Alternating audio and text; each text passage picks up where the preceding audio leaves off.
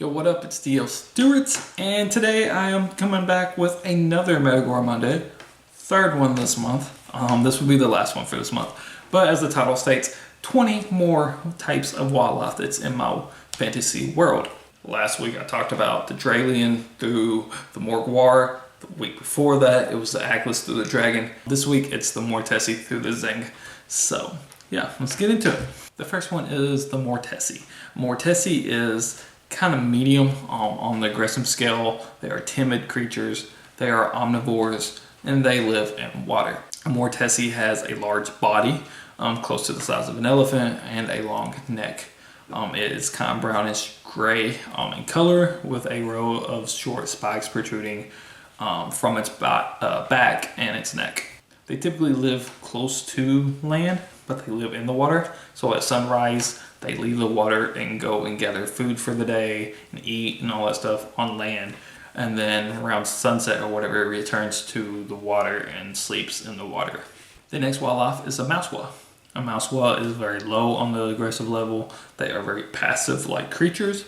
They are omnivores, and they typically live in swamps or close to rivers. A mousewa is a long-legged bird that lives, like I said, in like swamp-like regions, close to water.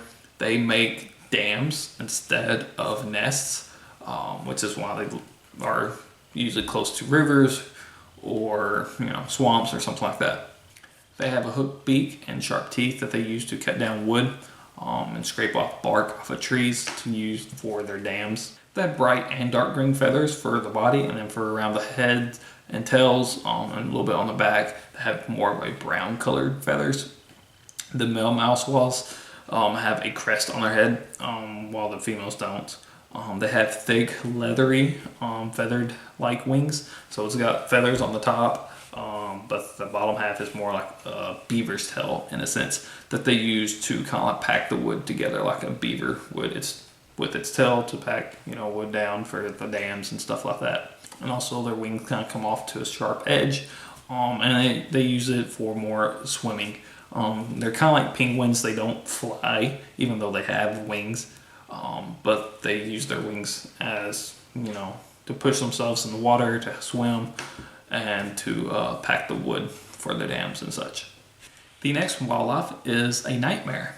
A nightmare is kind of low on the aggressive scale. They are very tame creatures. They are herbivores. They usually live in deserts and volcanic wastelands. A nightmare is a horse with a mane and tail of fire, as well as if it would have the hair around the hooves or whatever. Those are also fire. The size of the flames are depicted by their moods and can dwindle down to just small embers so that someone can ride them if you are lucky enough to tame them, because they are hard to tame or break in sense of riding them and such. Even though they are very tame creatures, they don't really go all wild. They're not the type that would buck you off or anything like that. They are very tame as a creature. They're just not tame as in, something being broke or anything like that. They're kind of, no, I don't want to type ordeal. But they can be broke, and they are one of the more preferred mounts for people that live in deserts and volcanic wastelands. Like I talked about in the first wildlife video 2 weeks ago, the call is kind of recommended by a lot of people because they can travel long distances with little food and water, and they travel, pretty quickly, this and that. A nightmare is also very quick mounts as well, and they don't require as much water. They do require more food than what a call would, but they still don't have to have as much water, and they do travel quickly. So if you can break them in, they are good war horses and good, long distance traveling horses. As well as the flames that are, way too distinguished and nightmare from a different equine race. Their faces are typically almost like skulls. They don't have much flesh on them, as well as the rest of their body. They're very emancipated, and their bodies usually looks like they've been sick. They've got sores, blisters and boils, and just rotting flesh. It's just their bodies like that. It doesn't mean that they're really sick. You're not going to get sick from them. They're not carrying any kind of pesticides or plagues or anything like that. It's just the way that their body looks. The next wildlife is a Nundo. A Nundo is very high on the aggressive level. They are predators, they are carnivores, and they typically live in plains and forest regions.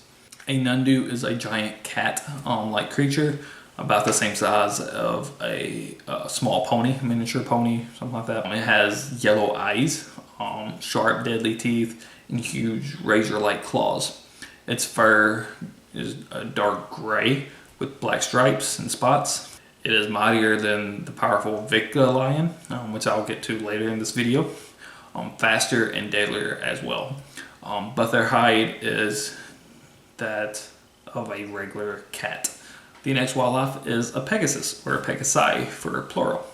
The aggressive level is very low, timid. They are herbivores, and they typically live in either mountains, plains, lands, and now and then in forest regions. A Pegasus is a winged horse, usually white in color, maybe a little bit of a gray. They prefer to live in small herds or being loners, and they are often wanderers and are, very scatterbrained, I guess. They just kind of wander off, and it's not the best mount to have unless you're going to actually have them tied down at all times when you're not on them. Even when you are mounted them and you're riding them, they might start kind of going in a different direction that you want them to, and you have to constantly kind of like, no, we're going this way. No, we're going this way. Stop, we're going this way. So they can be a little stubborn, I guess, in a way, but yeah. They're still beautiful. They're Pegasus, come on. The next wildlife is a Parrington. Parrington is very low on the aggressive level. They are timid, they are herbivores, and they typically live in forests, mountains, or plains lands. A Parrington has the front end of a stag and the high end of a large bird. So they are kind of like the hippogriff, but backwards instead of the front end being more of an eagle type bird and the back end being equine. The front end is equine and the back end is more of a bird. And they have antlers and stuff like that, so they're more of a stag instead of just a horse. But yeah. The next wildlife is a phoenix. They are kind of in the middle on the aggressive scale. They're protective, they are carnivores, and they typically live in mountain regions and at times live in plains lands. A phoenix is classified as a sacred type of bird. They are a bird with beautiful gold and red plumage. At the end of its life cycle, the phoenix builds itself a nest of twigs, and that it ignites with the fire that it can emit on command, and then both the nest and the bird will burn until nothing but ashes exist, from which a new phoenix will then materialize from those ashes. Phoenixes can also regenerate themselves when hurt or wounded. They are also commonly found in colder climates than hot. That's why they typically live in mountains now and then maybe some plains lands, but mostly mountains. And the reason why is because, like I said, they can emit fire on command. They're typically more warm-blooded, so therefore, since their body temperature is usually hotter, they prefer to be in colder climates to kind of balance that out in a sense. The next wildlife is a Raju. A Raju is kind of also in about the middle of the aggressive scale. They're very territorial, they're carnivores, they live in plains, forests, or mountain-like regions. A Raju is a canine-like creature that resembles a small wolf. They typically have white or gray fur with hints of blue maybe in them. Its howls and barks are very loud and booming, almost like thunder. They're like bones and stuff kind of grind together and produce sparks as they move quickly and such. So when it sprints or runs or whatever, it appears like a bolt of lightning, and it can move pretty fast, so all you see is just that flash of light as it moves across or whatever. While they are generally calm and harmless, during storms it becomes very agitated and moves around in a panic state. And that is because, like I said, their howls and barks are loud like thunder, and when they move real fast they look like lightning. So when it is thundering and lightning for real, they see it as other Rajuls, howling and barking and stuff and moving around, so they think there's something out there, or that there's something that is aggravating other rodules, and then they want to kind of go out and I guess kind of help out or something, and they kind of get very antsy and you know, maybe a little bit of a panic because they're afraid that something might be coming for them or something like that. The next wildlife is a rock. They are very high on the aggressive level. They are predators, they are carnivores, and they can live in any kind of environment. The rock is an enormous bird of prey and are often black in color, and are reputed as to being able to carry off and eat an entire baku, which was in the first wildlife video. It's like basically a mammoth in a sense. Although that statement is wrong, they cannot carry that large of an animal and such, they are still very large. They are about 2 times the size of what we know as an eagle, like a bald eagle or something. Rocks are very intelligent birds and are the most common form of carrying birds to send messages and stuff. The next wildlife is a salamander. A salamander is very low on the aggressive level. They are very timid. They are herbivores. They typically live in forests and volcanic wastelands. Salamanders are able to emit flames from their bodies on command. They are also in turn fire resistant. They have the appearance of a long lizard, usually about 5 to 6 feet long, and they are also known to sleep and hibernate among fallen logs and trees and stuff in the woods, like any kind of rotting wood. The next wildlife is a selk. Kind of touched on this a little bit in my races up video last month with selkies. A selk is low on the aggressive level. They are very timid. They are omnivores, and they live in and around water. A selk is a sea mammal that swims with flippers and lives close to shorelines so it can rest and birth their children on land. They feed on small fish, coral, and seaweed. They are sometimes hunted for their fur and hide. Male selks have a pair of tusks, almost like a walrus in a sense, that protrude downward, and they have whiskers. The next wildlife is a skunk ape. They're very shy creatures. They kind of fall in the middle on the aggressive level. They are carnivores, and they typically live in swamp or forest-like regions, as long as there's a bunch of trees around. An adult skunk ape can reach about 8 feet tall and weighs around 300 pounds. Its eyes are said to be large and glow white. Its body is covered in an orange-colored fur, and it has long forearms that kind of drag the ground as they're walking. Contradicting to its name, a skunk ape doesn't produce any odors. The horrid smell that is kind of associated with them, the reason why they're kind of called skunk apes, as we know, skunks or whatever, comes from them rolling around on the bodies of dead animals so that other creatures will stay away. That's their defense mechanism in a sense. They roll around in feces and dead bodies and carcasses and stuff to protect themselves. The next wildlife is a strix. The strix is kind of middle of the aggressive level, but closer to the high, but still kind of falls in the middle. They are scavengers. They are carnivores, and they can live in any kind of environment. Strixes are birds of ill omen that feed on flesh and blood. They are kind of like owl-like type of birds with long golden beak that sticks out and has a small hole at the very end, like a straw, and they use it to peck into their food or whatever and suck the blood through it. So it's like a large mosquito type of mouth, I guess. Their feathers are a crimson red, and they have 4 legs that are black with clawed feet, and their eyes are typically yellow and round without pupils. They are the second most common form of carrying birds. Like I said, the first is the rock. Well, this is the next.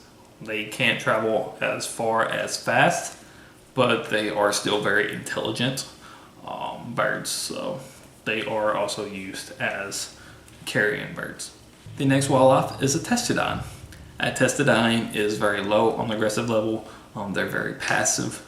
They are herbivores and they can live in about any kind of environment, typically more in the deserts, but they can live about anywhere. Testidines are a tortoise-like creature. Their shells are made of gemstones that change colors from their age, from a very dark color when they're born to a very light color the older that they go, and it changes from greens and blues to reds and pinks and yellow and whites and blacks and stuff. So they are hunted for their shells because the shells themselves are used as currency in my world. So when you find a baby testidine and you get their shell and it's like a black color, those are used as chips. That's what their currency is called. So it's a black chip, and a black chip is like the lowest form of currency. The older the testidine is, whatever color that is, that's more higher in the currency, because it's easier to find babies testidines than it is a really old one. So a white chip is a lot more expensive than just a black chip. So, and there's a big long range in between. If y'all want me to just kind of talk about the currency sometime, I could do that. There's a little bit more to it than just that. Their base is a belly, which is also comes from testidines. But just comment down below if y'all want me to do something about the currency at some point as a Metagore Monday, and I will.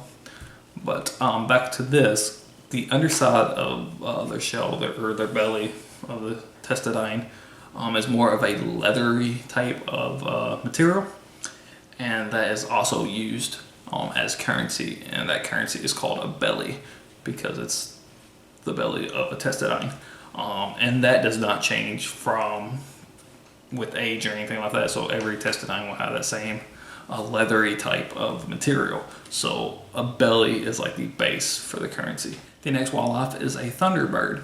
A thunderbird is kind of in the middle on the aggressive level. They are territorial, they are omnivores, and they typically live in mountains. A thunderbird is a large species of bird.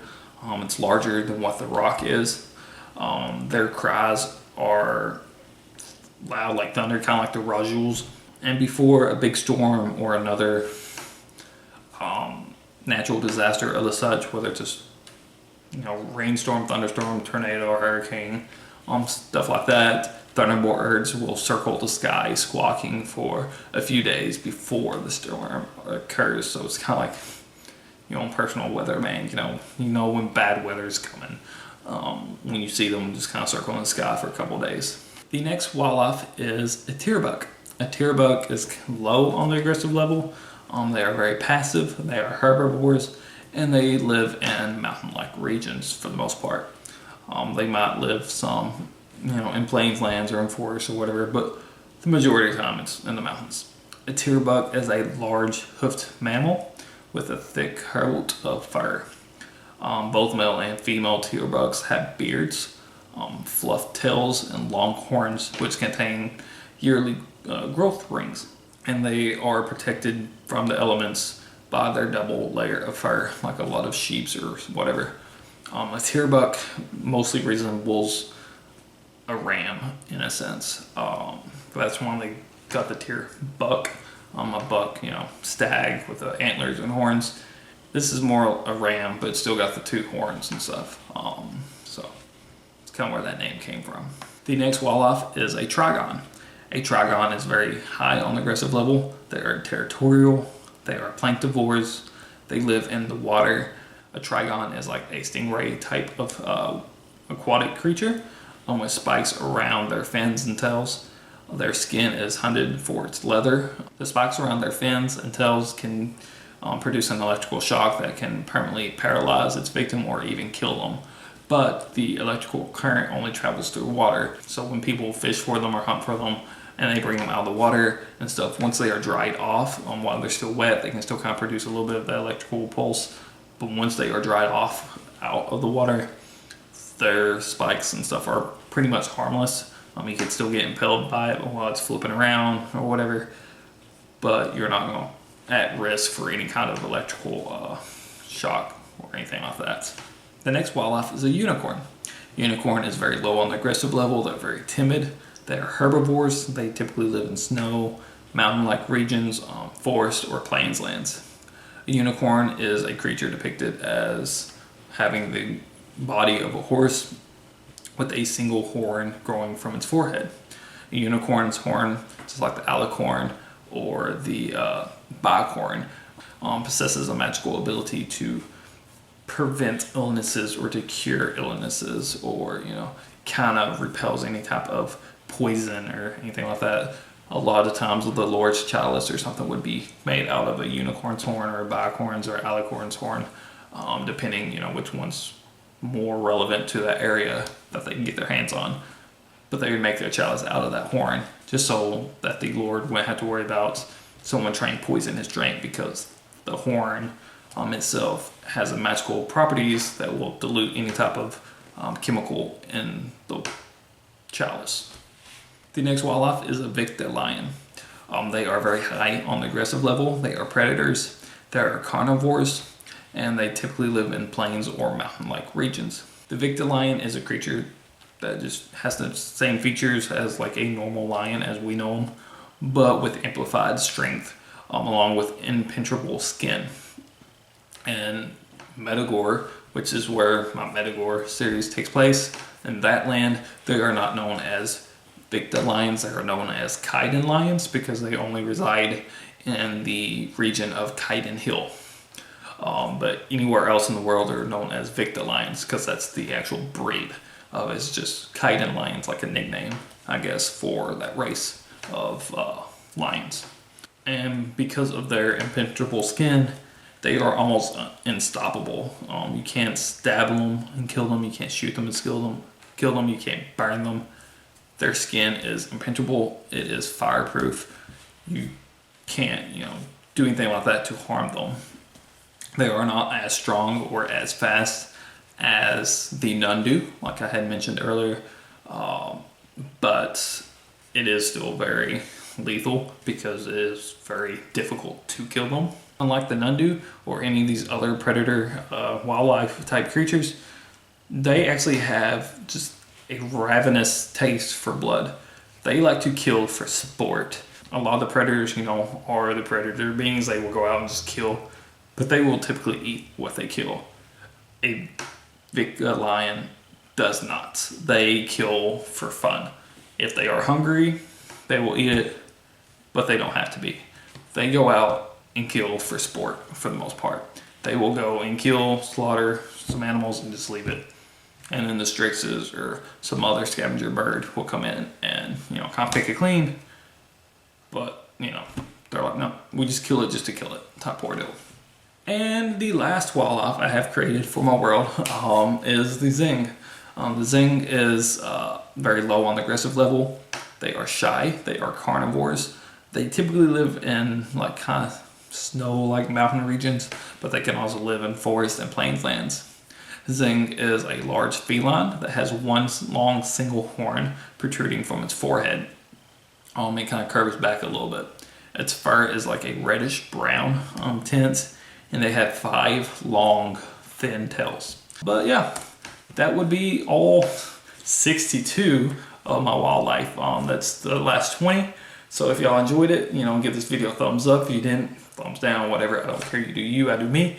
If you haven't already, hit that subscribe button, ring that bell so you know when I upload. And yeah, I guess that's about it. You can find my debut novel, The Battle for Metagore, available on Amazon, Barnes & Noble, Books Depository, a bunch of other places. All those links are down below. You can go click on other links down below, as in, my Facebook, my Twitter, Instagram, Pinterest. Go follow me on all there. I have a Patreon account. You can go support me for as little as $1 on there. I have a website and newsletter, a blog down there.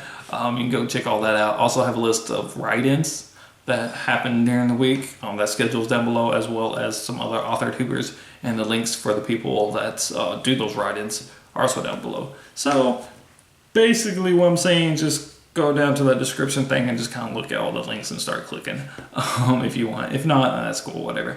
But I suppose that is about it. So yeah, have a happy Halloween, everybody. Peace out. Yoli. Everybody love everybody.